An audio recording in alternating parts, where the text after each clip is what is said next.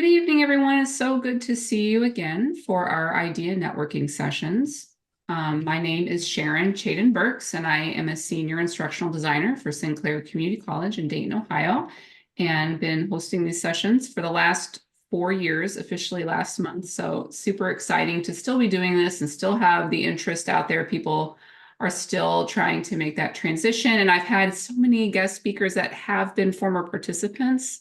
So that's been kind of cool to kind of see them come back and tell me how it went and what worked for them and what didn't. I had two, hopefully, guest speakers tonight. Allie, I didn't ask you how to say your last name. Can you say your last name? Yeah, it's Marckesano. I don't expect you to remember that. I got it. Allie Marckesano. Marckesano. Beautiful. No N in the middle. And our second guest speaker is Sally Castle. I hope she can make it. I confirmed that she was coming, but she's not here yet. So hopefully we're not lost in time zone conversion because she is in Australia. So the way this works, I'm going to let Allie go first and kind of explain where she's at in her process of transitioning from the classroom into her current career. If Sally is not able to make it, I can talk about what I do, what my job is, not a problem. And we will go into breakout rooms where you'll have time to ask questions to guest speakers or me, and then we'll end with whole group Q&A. And I will also leave some time in there for people to share how it's going for you, any victories, any updates you want to share with the group. So Allie, I'm going to spotlight you and let you share what's going on. Hi, everybody. Um, let's see. So my name is Allie Marckesano. I'm hopping on from Charlottesville, Virginia. I have about a decade now of program development experience with specialization in instructional design and curriculum writing. So my focus has primarily been in the academic sector, and I'm currently taking the jump, working to transition into corporate. I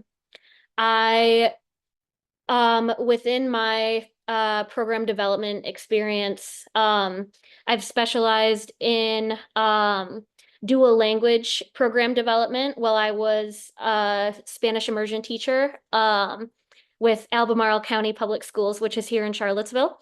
And earlier in my career, I specialized specifically on humane education. So animal therapy programs, and community outreach and a lot of partnerships with nonprofits.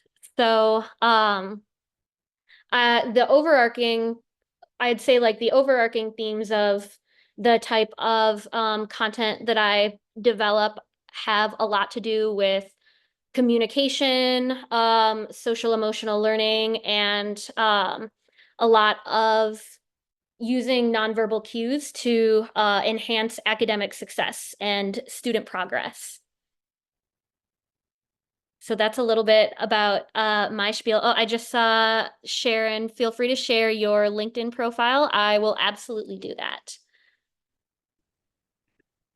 Bear with me. I'm going to pull it up right here.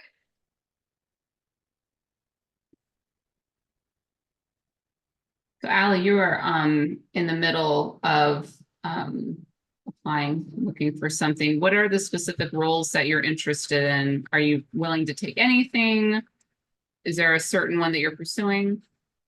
So that is what I've discovered in my last 4 months of working to transition into corporate is that is a much more loaded question than one would think. When I started my transitioning journey, I was 100% certain that I was going to stick to bilingual curriculum writing. So I looked at positions with, like, say, your IXL and your Pearson and curriculum associates in academic design, thinking I I speak Spanish. I have education experience. I'll see you on the other side in maybe 2 weeks at the most.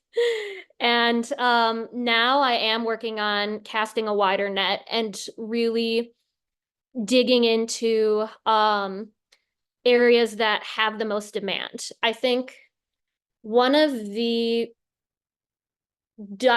if you'll indulge this term, kind of the double-edged swords of education. And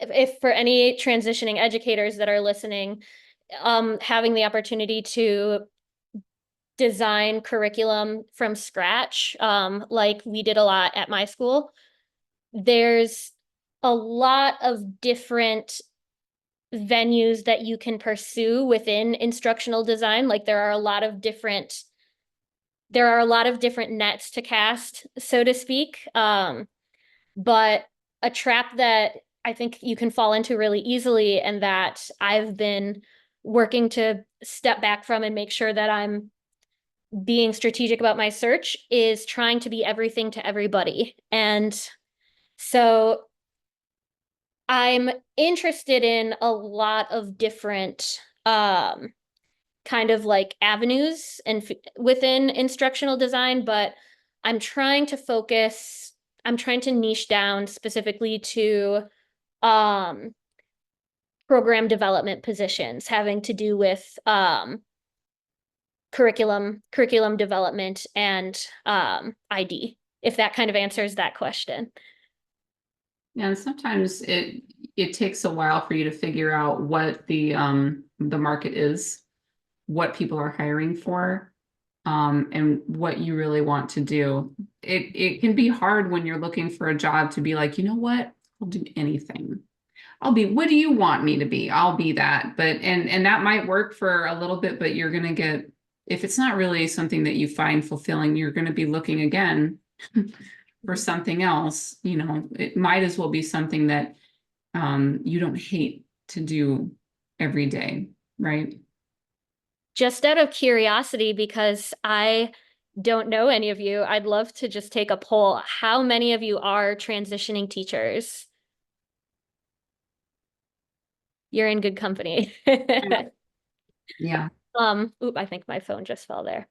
That's I've worked with a lot of different career coaches trying to find the perfect avenue into the EdTech universe and corporate. And that's I think the number one feedback that teachers get, according to the professionals that I worked with, is that teachers are so used to doing too much in their previous roles that they try to express that on their applications and resumes. And that is one of the fastest things that will get you dropped into the no pile.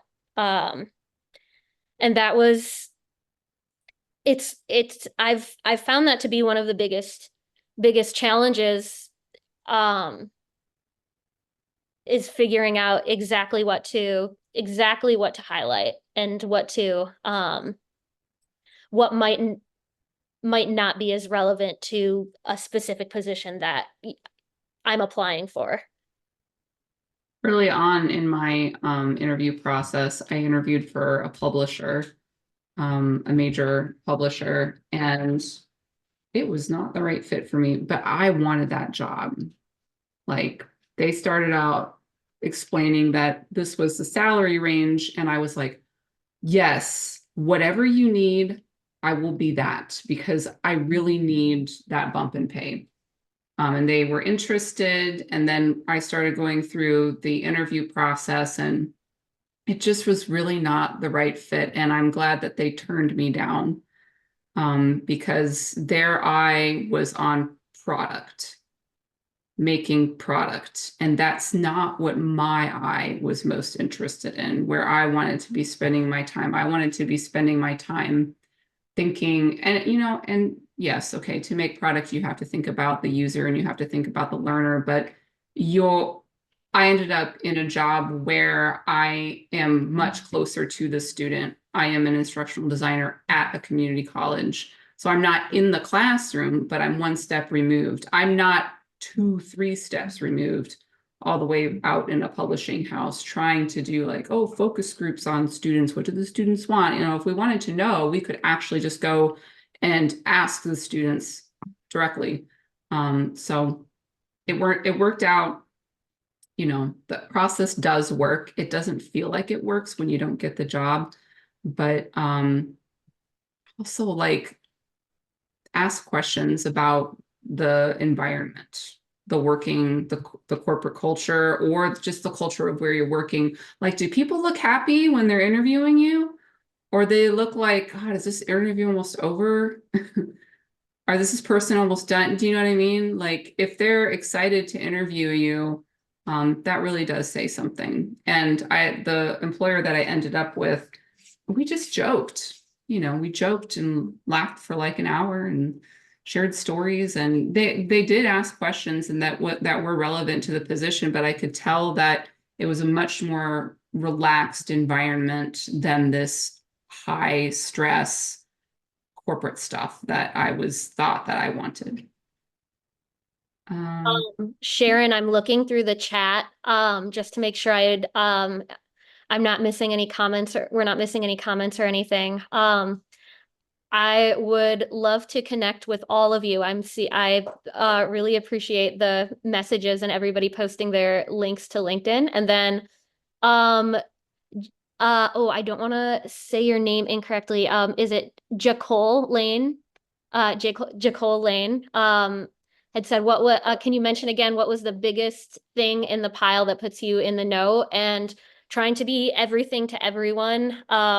In other words, doing too much. When I first developed my LinkedIn, I had account manager, program developer, bilingual Spanish educator, project manager, and just like endless kind of titles. And I also went through the venue of every time that I saw a position that interested me, I would try to adopt as many of the skills from the posting that they had to try to get the algorithm to like me, A, B, C, D, E, F, G. And I I put in hundreds of applications, got ghosted or rejected pretty much consistently throughout the entire process. And then when I streamlined everything to kind of show a consistent through line of the history that I have, moving toward one specific area of expertise. In my case, I went with program development. That was when I started getting interviews and started getting pushed a little bit further through the process, fingers crossed. So that would be especially for transitioning teachers that aren't working with a career coach. From working with coaches, that's been my biggest takeaway, if that's helpful. I don't see Sally. I didn't hear from her, but I'll volunteer to do a breakout room. But first, I'll tell you a little bit about myself in case you don't know and are curious about what we would be talking about. I used to teach ESL in higher education, and then in 2019 made the fortuitous decision to switch to instructional design before the pandemic. First time ever in my life I had good timing. Good call, Sharon. Who would have known if someone said, hey, that's great because everyone in the world is going to be learning online? I'd be like, what are you talking about? So I made that transition in September 2019. I used to work in the media production side of our e-learning division. So I'm creating high quality video, high quality audio, interactive graphics, really kind of the scheduler, the coordinator, the let's think it through with the faculty member before we get them in the studio person. And then in 2023, I transitioned into a traditional instructional designer role on their ID team and started working with the science, mathematics, and engineering department, answering their questions, learning about LMS updates, which is a thing. Like, hey, updates happen to our LMS and people have to know what they are and what that means. And this year, Actually, just in July, I moved up into a senior instructional designer role. So now I am also involved in faculty training and taking on high profile course revisions and building profile courses for our community college. So if that's something that you're interested in, you're welcome to chat with me. I think we'll go ahead and open up breakout rooms. I'll stay out here in the main room and I'll open up one. I should just open up one for Allie. So nobody goes into a room with nobody. I'm hoping that Sally comes, but if she doesn't, that's okay.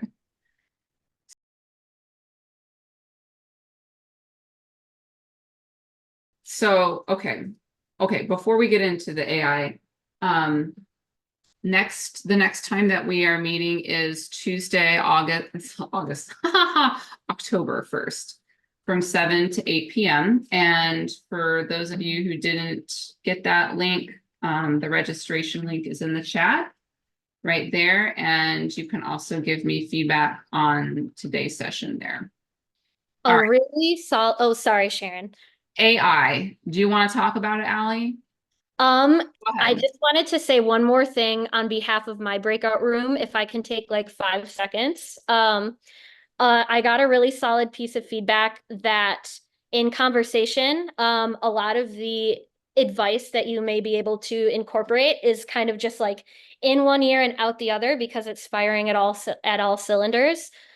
Direct message me on LinkedIn and with any questions that you have or anything that you want me to reiterate, and I would be happy to get in writing anything that you'd want to like look back at and reference. So I just wanted to put that out there. Sorry, Sharon. Okay, AI. So I have been subscribing to ChatGPT since July. I think it's worth it but I don't know that it's worth me having two different AI tools.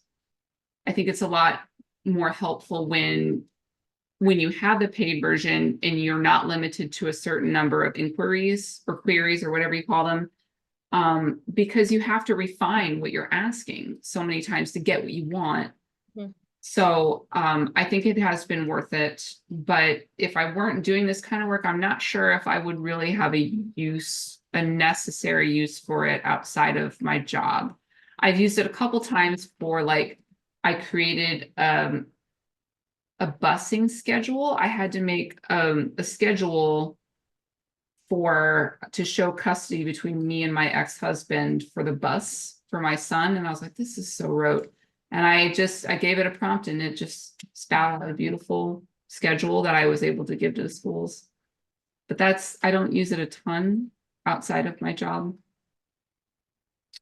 Achille uses Copilot, Gemini, Julie Calendly. Yes, I have heard of that one. Oh, AI or just a tool? Oh, it automatically converts to the appropriate times. Thank you. Yes.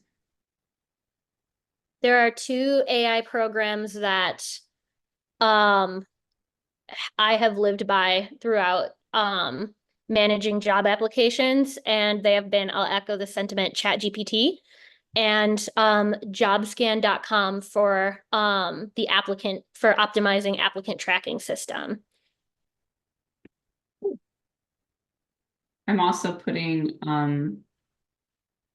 in the chat the two books that I shared with other people. They're Creative Commons licensed, so you're free to use them, change them, however is useful to you. One's ChatGPT assignments to use in your classroom today, and one is AI hacks for educators. Free, go check them out. They were very excited to share those with us. One of the sentiments that resounded in my breakout room was the amount of just time and commitment that LinkedIn can steal, especially when you start doom scrolling or you're trying to get the algorithm to work in your favor. And so you're trying to think of what you want to post. That is another major avenue to use AI. I specifically use Chat GPT, but whatever platform, it's, I want to be present on LinkedIn. I want to post content. I don't want to think of what I have to say. That is a huge time saver, having AI write your posts, because nobody is going to be checking for authenticity on there. It's a numbers game. Any more questions? Does anyone have anything to celebrate? The school year started and I'm not there. I will be subbing, but I don't have a classroom. I'm like, oh yeah, it's the first day of school. Texted my friends this morning, have a good day. So that's your celebrating. I like it. Yes. That's too good. I'm celebrating not having to go in and be responsible for a whole classroom. I love it. Yes. Oh my God. And not to be tied to what season is it? Wait, my vacation is over. I only have free time on these days. It's like, wow, freedom. Got your life. That's awesome. It's the first time since I was in kindergarten that I have not headed back to school on the first day of school. You gonna be okay? You look like Oh, yeah. You're totally fine. I'm cool with this. Nice. Shinyi, you had a question? Oh, yeah, I just had a question about the website because I was doing some research about what kind of website should you use for as a platform for your portfolio. I've used Google Site before when I just was an event planner for a nonprofit organization. So I personally don't really like Google Site, just because the experience I was using it. But then my program, they had us to the major, I guess the choice is Google Site because it's free. So I was wondering if you have any recommendations for the platform that we should use, just so in the long term you have more flexibility to change and customize it. So if Elise, I'm going to pick on you. What do you use? I'm using Google Sites because I did use Wix prior and oh, hi. I did use Wix prior and I was begging for feedback of any kind. So I actually went as far as posting it on Reddit asking like respectfully, please pick it apart, what's going on. And two people commented that they weren't able to access it. And then I learned later that a lot of businesses or people their computers or whatever, they actually can't see it. So I was told that the safest route was Google Sites, so that's what I've been using. I did find a YouTube video. I can't remember the gentleman's name. His icon is a finger and it's like pointing and it's a blue hand. I don't know if that rings anybody's bells, but he has a tutorial on how to make it look not so gimmicky, not so Google Sites looking like, and then you can go through the process of purchasing your own domain so it doesn't say Google Sites on your platform. Shinny, so I'm in Ada 2 in the job readiness, and they do teach you how to do it on Google Sites, but then they also show you how if you want to, you can like Elise just said, like connect it to GoDaddy or whatever platform you want. So they do like give you both options and show you how to do both. I still have mine on Google Sites because I tried to connect it to GoDaddy and I've been having issues connecting it, but I've just left it for now on Google Sites. It's functional, so that's where I have mine right now. There was GoDaddy is my personal favorite for all things web design for what it's worth. I did my portfolio on GoDaddy. I did my wedding photography website on GoDaddy. That has my vote. That's what they recommended. They're like, that's the only one we can help you with because it's the easiest one if you're not using Google Sites. And it is Tinslade. Thank you, Alicia. There was a question in the chat about what do I use AI for?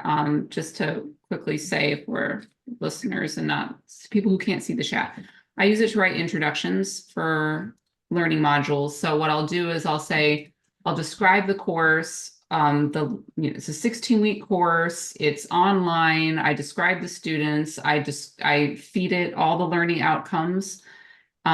Say the name of the modules. I and the course outcomes too, like for the whole course, and then ask it to write introductions for each module, but you have to tell it the name of the module for it to really be effective. So it's a lot of pre-typing out all of this stuff. And then I ask it to take on a certain tone. And it takes a couple passes to get it just right, but it's been super helpful for that. I've also used it to format test bank questions for Respondus, which is a question library tool.